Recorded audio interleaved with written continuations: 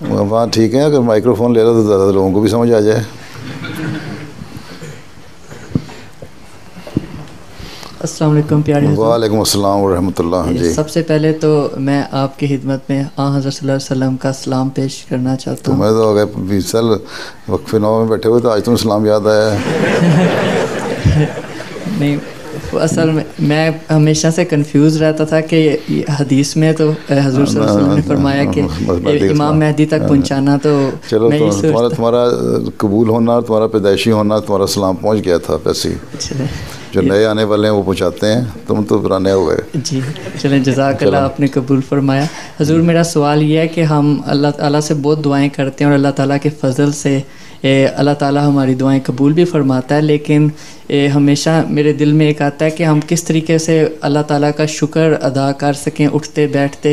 کوئی ایسی دعا سکھائیں کہ ہم وہ اس کا زیادہ سے زیادہ اللہ تعالیٰ کا شکر ادا بھی کر سکیں. تو جو اللہ تعالیٰ تمہارے پہ فضل کرتا ہے تو اس کا شکر ادا ایک تو یہ ہے کہ اس کا شکر دعاؤں میں کرو, سجدے میں اللہ کا شکر کرو کہ میرے پہ بے انتہا احسان ہے.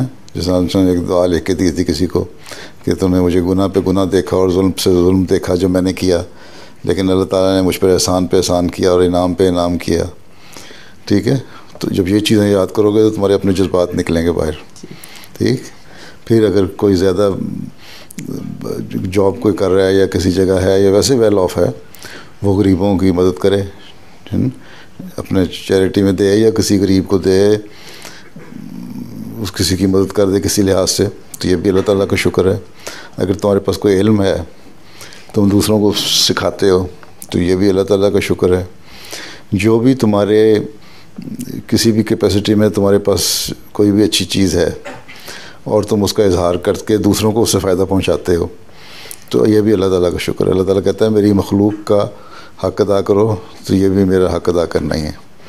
تو مختلف طریقے ہیں, کرتے رہو.